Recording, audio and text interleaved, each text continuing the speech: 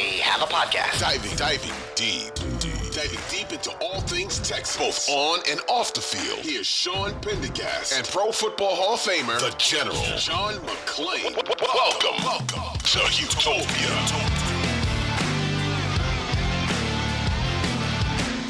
Getting ready for the final preseason game. So you and I have now had a chance to watch, as of this recording, 5 Texans training camp practices, including one in pads earlier this morning that you and I were both at.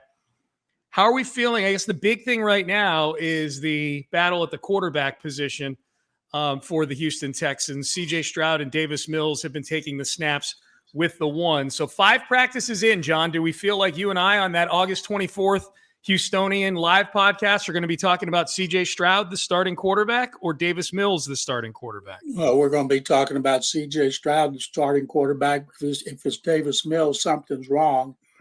They want Stroud to separate himself. They don't want to gift wrap him a job. Same as Will Anderson Jr. He's not first team. We know he's going to be starting.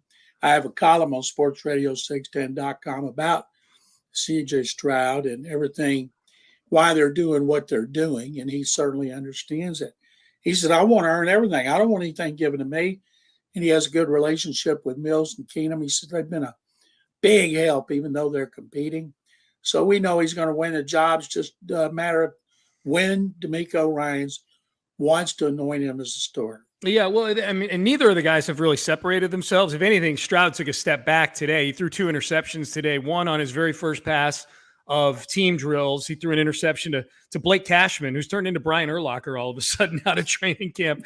And we'll get into some of the guys who stocked up and stocked down in just a little bit. And then he threw a pick 6 to Derek Stingley Jr., who looks really good in camp as well, we should mention. What's your – I know what D'Amico's assessment is, John, of CJ, the overall picture. You know, anytime you ask D'Amico about CJ Stroud, it's not just about the things we see at practice. That feels like for him, it's just the tip of the iceberg at this stage. That a lot of the things they see in CJ that they really love is just what a junkie he is for football, how studious he is with preparing, asking questions, both of his coaches and on coaches on the defensive side, players on the defensive side of the ball. But you, John, your own opinion, just 5 practices in, what's your take on where CJ Stroud is right now? I think he's right where he should be, and they'd love for him to come out and light it up and hit every pass, which he's not going to do. I guarantee you. Bryce Young's not doing that either. I've never, been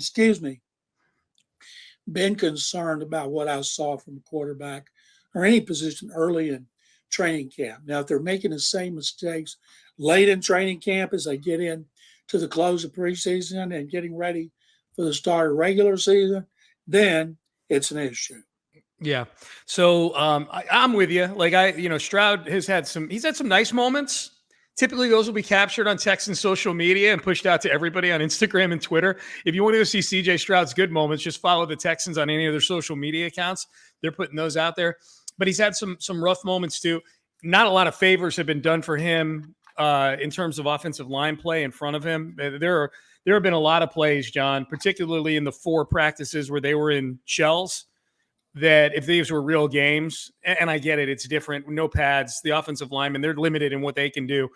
But it looks like, and we'll get into some individuals here in a second, John, but would you agree defense is ahead of the offense at this point out of training camp?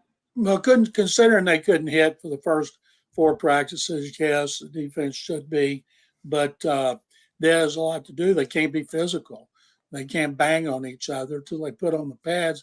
And even then, they don't take people to the ground. That'll be when we get to see them in joint practices against Miami and New Orleans. But usually you see the defense coming out making big plays because there's more for the offense to learn, especially with new coordinator and a new play caller and Bobby Slowik, who's doing a totally different offense than what these players are used to.